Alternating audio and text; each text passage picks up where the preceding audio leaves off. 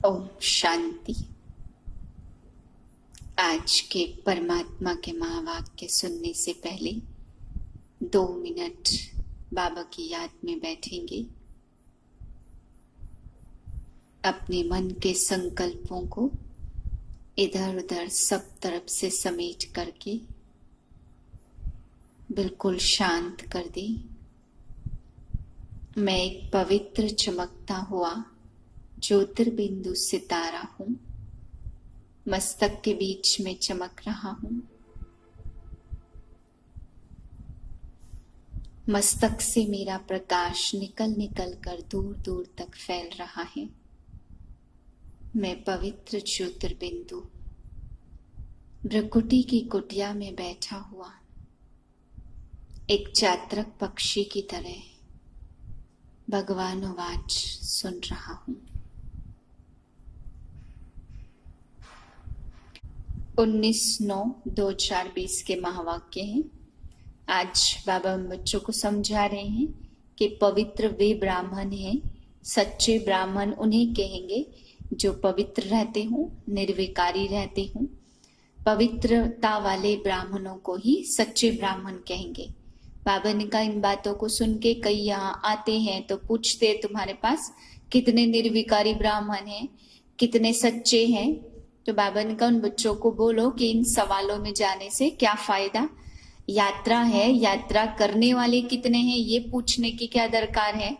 यात्रा पर तुम्हें चलना है या नहीं चलना है ये देखना है, क्योंकि यात्रा पर चलने वाले कितने सच्चे हैं कितने झूठे हैं ये कह नहीं सकते, क्योंकि सभी पुरुषार्थी हैं। कोई आगे बढ़ रहे हैं, कोई पीछे हट जाते हैं। कोई आज ब्राह्मण बने कल शूद्र भी बन जाते हैं, क्योंकि थोड़ा ही टाइम लगता है ब्राह्मण बनने में और थोड़े ही टाइम में फिर शूद्र भी बन जाते हैं। इसलिए कभी भी ब्राह्मणों की माला नहीं बनती। बाबा ने कहा उन बच्चों को कहो जो ऐसे ऐसे सवाल आपसे पूछते हैं कि कभी भी पेड़ में जब पत्ते होते हैं तो पत्ते झड़ते भी हैं और बढ़ते भी हैं, वृद्धि भी होती है तो पुराने पत्ते झड़ भी जाते हैं। तो यहाँ पर भी कितने ब्राह्मण इस वृक्ष से झड़ जाते हैं, कितने शूद्र बन जाते, कितने छोड़कर चले जाते। अभी कहना आसान नहीं है, क्योंकि अंत में ही सभी की अवस्था का पता चलेगा, कौन पक्के बने और कौन कच्चे बने। बस बाबा ने कहा ये एक पहलवान बनने वाली बात है। उस पहलवान की पहलवानी में जीत होती है तो कितना नाम होता है, कितना उसका नामाचार होता है, सामने दिखाई भी पड़ता है। लेकिन यहाँ पर जो पहलवानी है इसमें जिसकी जीत होती है, भले ये गुप्त है परंतु बहुत बड़ी राजाई इस पहलवानी से प्राप्त होती है। फिर बाबा कह रहे कि बच्चे तुम्हें कोई भी मिले तो उसको कोई और ज्यादा बातों में कोई जाए, शास्त्रों की बात पे डिबेट करे या अदर्स बातों पे जाए, उन सब बातों के अलावा उनको सबसे पहले पहला पाठ पक्का कराओ कि तुम एक बाप के बच्चे हो और एक बाप आकर के अभी ज्ञान दे रहे हैं, तो उनका सारा संशय निकल जाएगा। क्योंकि हम बच्चों का मुख्य काम है बच्चे को बाप से मिला देना। बाकी बाप से मिलने के बाद तो वर्षा अपने आप ही मिलेगा। तो बच्चे का बाप से काम है और वर्षे से काम है, बाकी किसी प्रश्नों में जाने की दरकार ही नहीं है। मीठे बच्चे, सत्य पंडा आया है तुम्हें सच्ची सच्ची यात्रा सिखलाने। तुम्हारी यात्रा मुख्य है पवित्रता, याद करो और पवित्र बनो। प्रश्न है तुम मैसेंजर व पैगंबर के बच्चों को किस एक बात के सिवाय और किसी भी बात में आरग्यू नहीं करनी है। उत्तर तुम मैसेंजर के बच्चे सबको यही मैसेज दो कि अपने को आत्मा समझ बाप को याद करो तो योग अग्नि से तुम्हारे विकर्म विनाश हो जाएंगे। यही ओना रखो, बाकी और बातों में जाने से कोई फायदा नहीं है। सिर्फ सभी को बाप का परिचय देना है जिससे वह आस्तिक बने। जब रचता बाप को समझ लेंगे तो रचना को समझना सहज हो जाएगा। गीत है हमारे तीर्थ न्यारे हम धरती के सितारे। मीठे मीठे रूहानी बच्चे जानते कि हम सत्य तीर्थवासी हैं, सत्य पंडा और हम उनके बच्चे जो हैं वह भी सच्चे तीर्थ पर जा रहे हैं। यह है झूठ खंड अथवा पतित खंड। अभी सचखंड व पावन खंड में जा रहे हैं। इसमें जाना तब होता है जब सत्य पंडा खुद आकर के ले जाए। वह आता है कल्प कल्प के संगम पर। सच्ची यात्रा करने में ना ठंडी ना गर्मी की बात है, धक्के खाने की भी बात नहीं है। तब तो तुम्हें याद की यात्रा करनी है। उन यात्राओं में सन्यासी भी जाते। सच्ची सच्ची यात्रा करने वाले जो होते वह पवित्र रहते हैं। तुम्हारे में सभी यात्रा पर हैं। तुम ब्राह्मण हो। सच्चे सच्चे ब्रह्मा कुमार कुमारियां कौन हैं? जो कभी विकार में नहीं जाते हैं। पुरुषार्थी तो जरूर हैं, मनसा संकल्प भलाए, मुख्य है ही विकार की बात। कोई पूछे निर्विकारी ब्राह्मण कितने हैं आपके पास, तो बोलो यह सब बातें पूछने की जरूरत ही नहीं है। ब्राह्मण तो कोई सच्चे भी कोई झूठे भी, आज सच्चे तो कल झूठे बन पड़ते हैं। तो आज पवित्र कल अपवित्र बन जाते हैं। अपने को आत्मा समझ बाप को याद करो। इस योग अग्नि से विकर्म विनाश हो जाएंगे। यही होना रखो, बाकी प्रश्न तो ढेर के ढेर मनुष्य पूछेंगे। सिवाय एक बात के और कोई बातों में जाने से कोई फायदा नहीं है।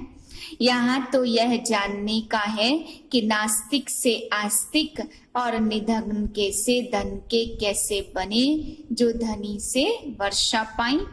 यह पूछो, बाकी तो सब पुरुषार्थी हैं। विकार की बात में बहुत फेल हो जाते हैं। तीर्थों पर जाएंगे, शराब अथवा बीड़ी की जिनको आदत होगी वह कभी उसके बगैर रह नहीं सकते। छिपा कर भी पीते हैं, कर ही क्या सकते। बहुत हैं जो सच नहीं बोलते हैं, छिपाते रहते हैं। बाबा बच्चों को युक्ति बतलाते कि कैसे युक्ति से जवाब देना चाहिए। एक बाप का परिचय देना है ताकि मनुष्य आस्तिक बने। बाबा को लिखते 1000 2000 आए, उनसे 2 एक समझने के लिए आते रहते हैं। फलाना फलाना बड़ा आदमी आता रहता है, हम समझ जाते हैं उनको जो परिचय मिलना चाहिए वह नहीं मिला। पूरा परिचय मिले तो समझे यह तो ठीक कहते हैं। हम आत्माओं का बाप परमपिता परमात्मा है, वह पढ़ाते हैं।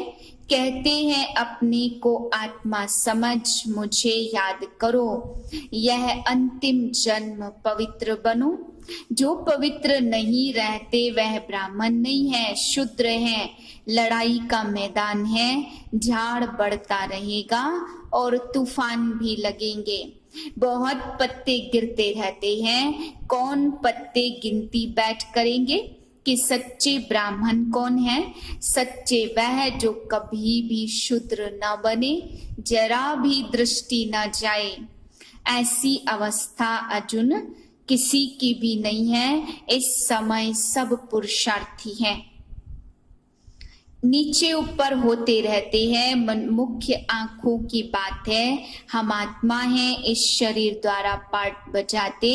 यह पक्का अभ्यास चाहिए। हर एक अपने से पूछे कि मेरी अवस्था कहाँ तक है। अभी तो झाड़ बहुत छोटा है, तूफान लगता पत्ते गिर पड़ते।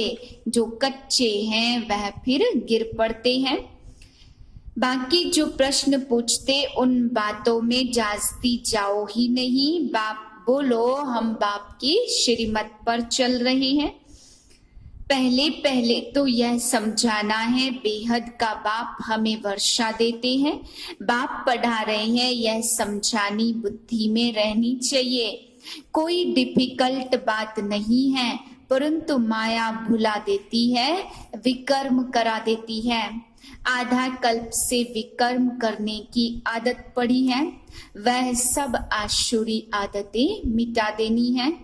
युद्ध के मैदान में चलते चलते हार खा लेते तो इन प्रश्नों से कोई भी फायदा नहीं है। पहले अपने बाप को याद करो। इस समय तुम बच्चे सारी सृष्टि के राज को जानते हो।